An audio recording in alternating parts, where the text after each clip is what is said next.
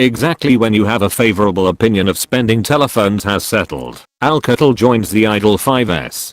To start with, this appeared to be the best telephone you can purchase under $300. It has a first-rate look and assemble, runs Android Nougat 7.1, and has comparative equipment to one of our most loved spending telephones, the Moto G5 Plus, also cost. In any case, the battery on the Idol 5S doesn't keep going long by any means. Also, that is a major bummer. The Alcatel Idol 5S looks smooth and premium with its glass front and back. The Idol 5S offers for $280, which proselytes to £215 and AU $355. In the US, an Amazon Prime adaptation with bolt screen advertisements pushes that cost down to $200. With its glass front and back, the Idol 5S looks out and out favor. In my grasp, it feels like a smooth and svelte iPhone 4. The best and base of the telephone house the Idol's double speakers, which are superior to anything most spending plan and mid-level telephones.